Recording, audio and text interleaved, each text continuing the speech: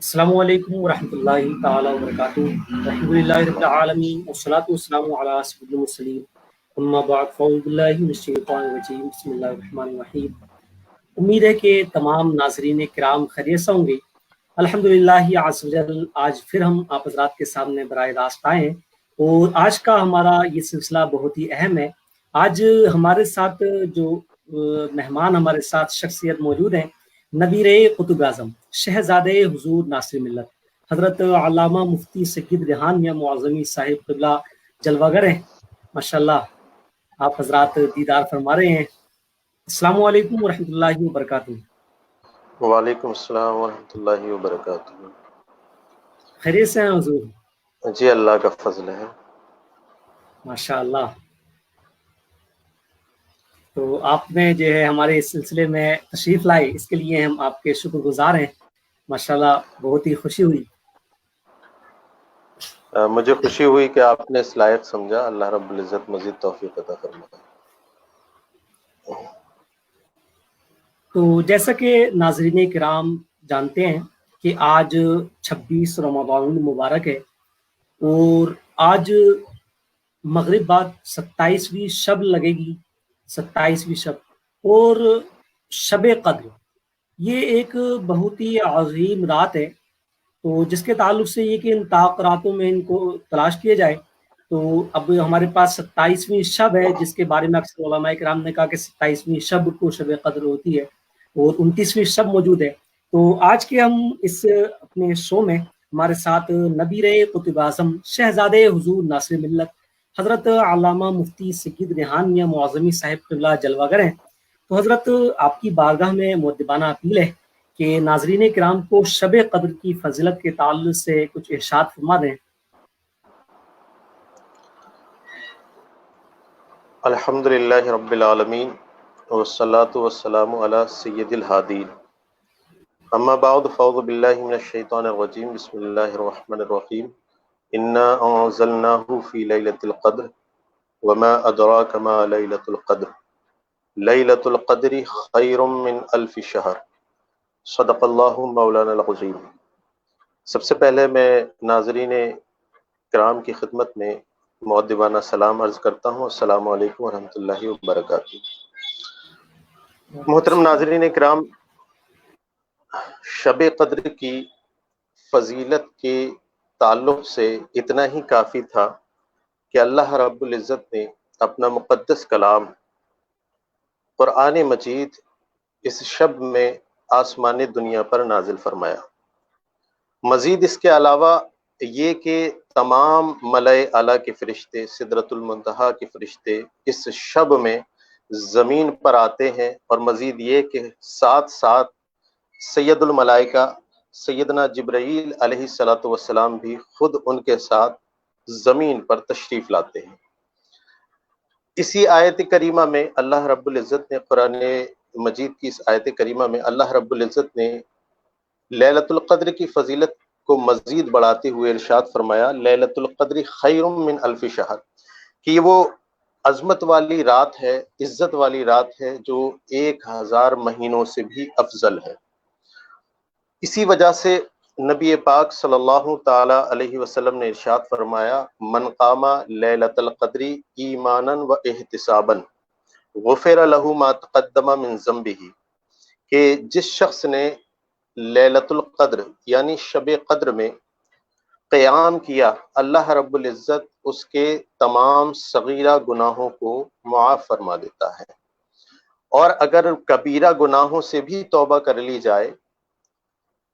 جس سے اللہ رب العزت کا تعلق ہے یا کسی بندے سے تعلق ہے، تو اس سے معافی مانگ لی جائے، تو ان سے توبہ کر لی جائے تو وہ بھی معاف ہو جاتے ہیں۔ ایماناً اور احتساباً کا مطلب بھی یہی ہے کہ اللہ رب العزت کو راضی کرنے کے لیے اور ایمان کے یقین کے ساتھ اس رات میں عبادت کرے۔ قیام کا مطلب یہ ہے کہ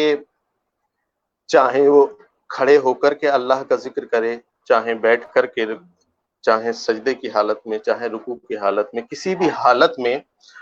اللہ رب العزت کا اس رات میں ذکر کرتا ہے تو یہ تمام تر مغفرتیں اس کے حق میں لازم ہو جاتی ہیں۔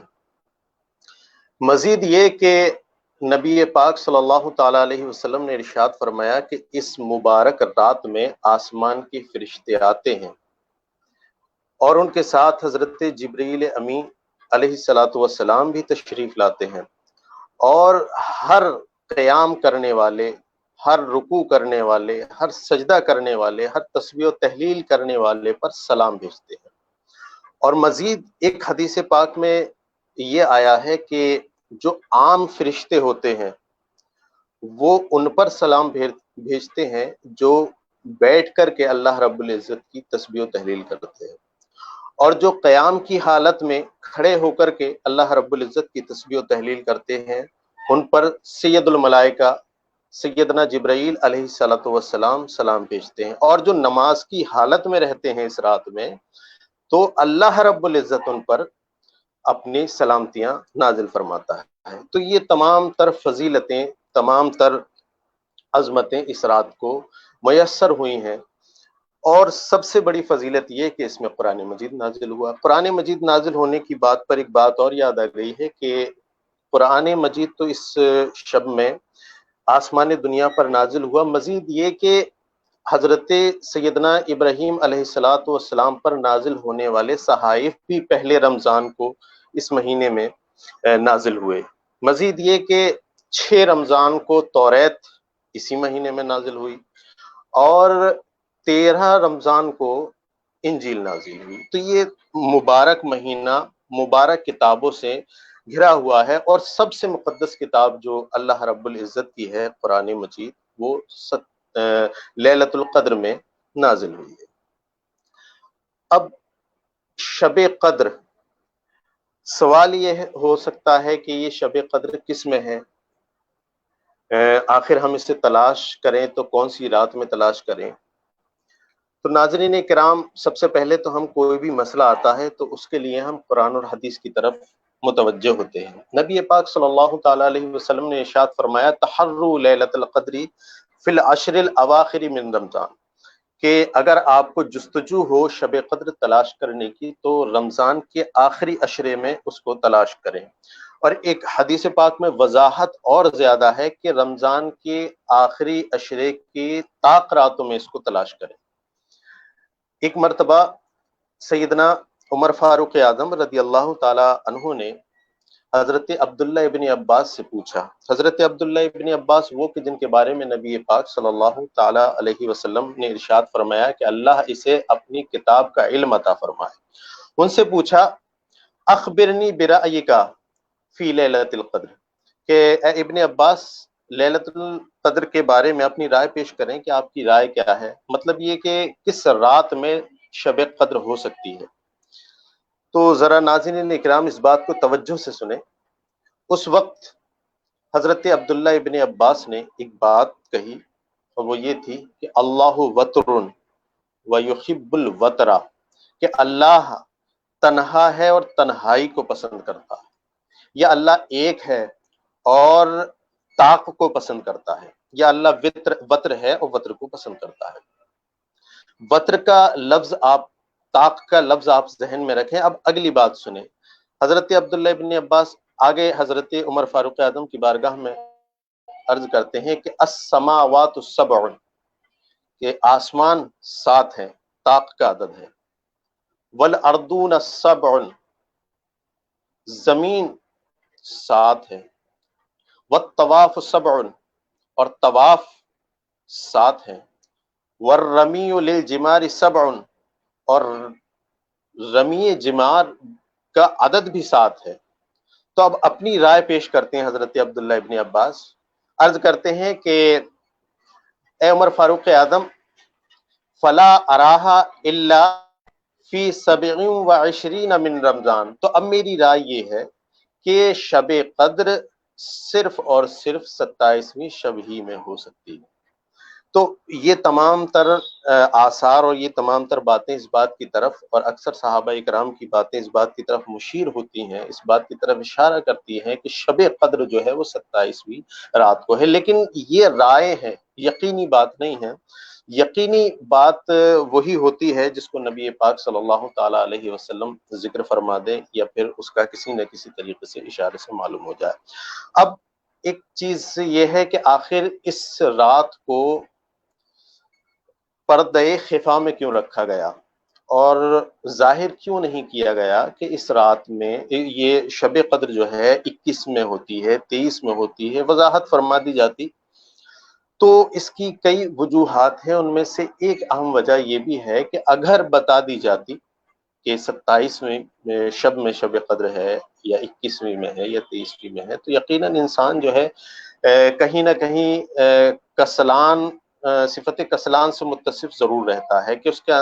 اندر جو ہے غفلت ہوتی ہے۔ اگر متعین ہو جاتی تو وہ صرف اسی پہ تکیہ لگاتا کہ نہیں، اب پورے سال میں ایک ہی رات عبادت کرنی ہے اور وہ ہے 27ویں شب، اس کے علاوہ پھر دیکھا جائے گا کیونکہ یہ 1000 راتوں سے افضل ہے۔ تو یہ ذہن ہٹے اور ہر رات، ہر طاق رات میں جستجو ہو اللہ کی رحمت کی، اس وجہ سے اس کو پردہ خفا میں رکھا ہے۔ مزید یہ کہ یہ بھی حکم دیا گیا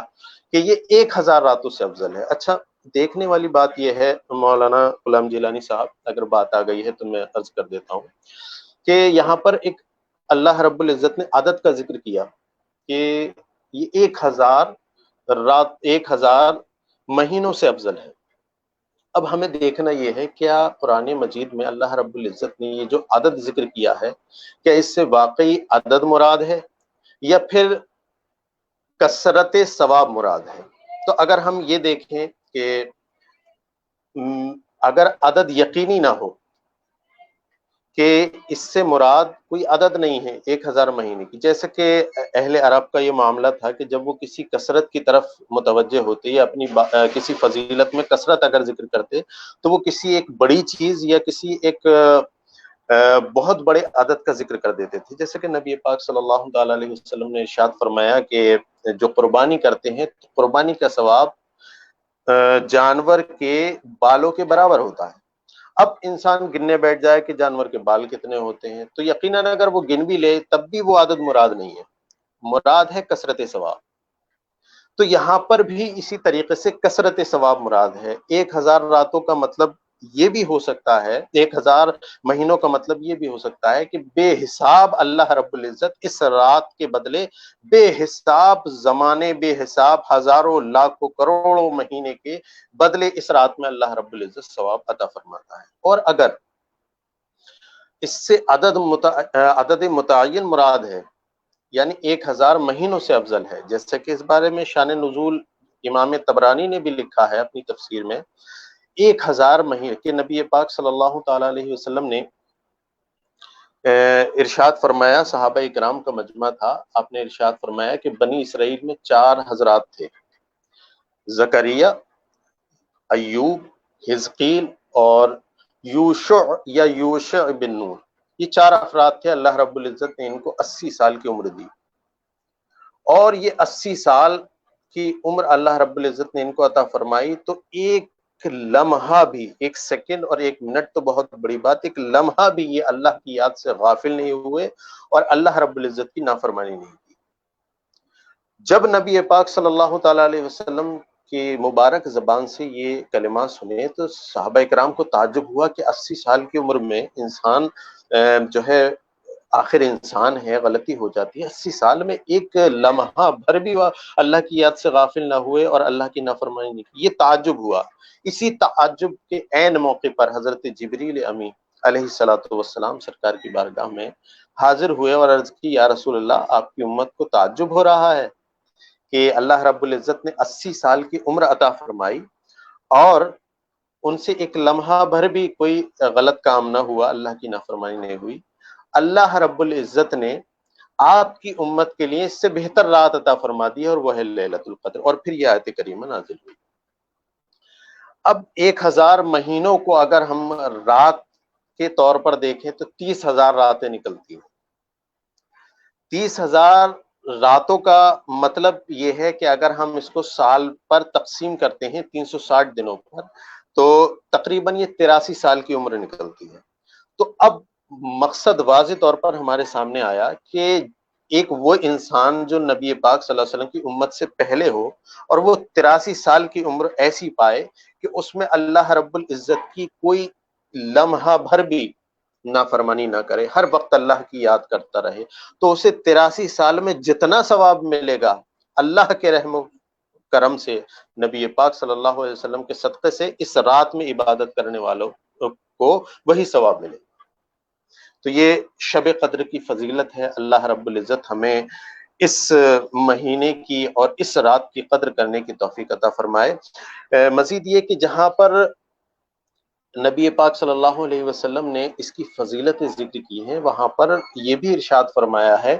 کہ جو انسان اس سے محروم رہ گیا تو وہ گویا کہ کامل محروم رہا،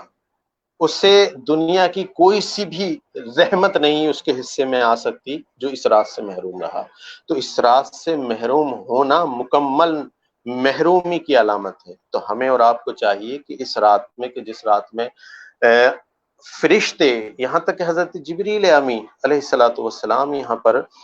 زمین پر تشریف لاتے ہیں، صلاۃ و سلام بھیجتے ہیں، ہر ایک مسلمان کے گھر میں جاتے ہیں، سلام کرتے ہیں تمام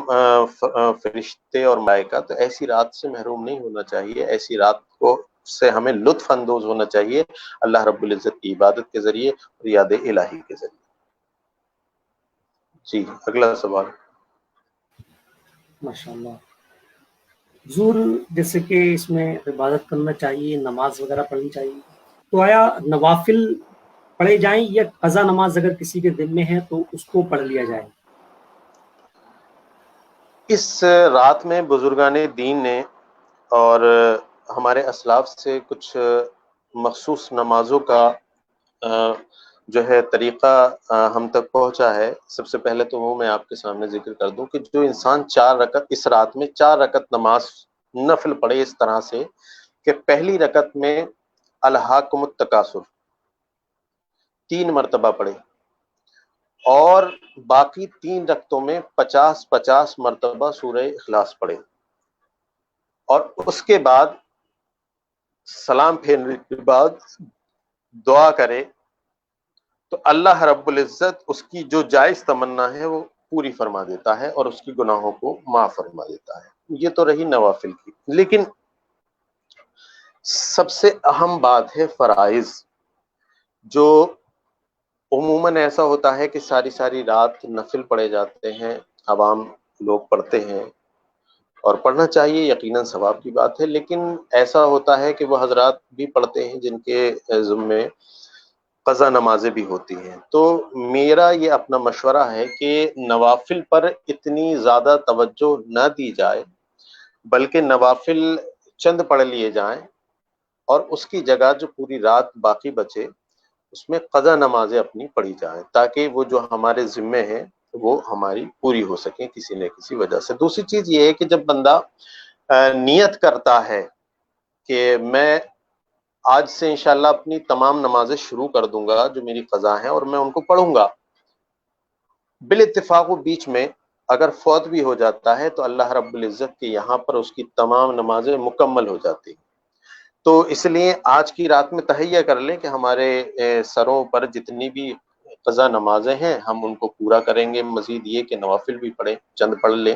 اور قضا نمازوں کا اہتمام کریں،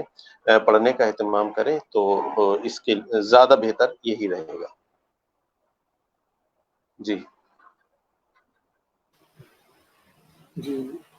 ایک یہ کہ جیسا کہ لاک ڈاؤن لگا ہوا ہے، تو ایسے میں عید کی نماز کے تعلق سے آپ کو کیا فرماتے ہیں؟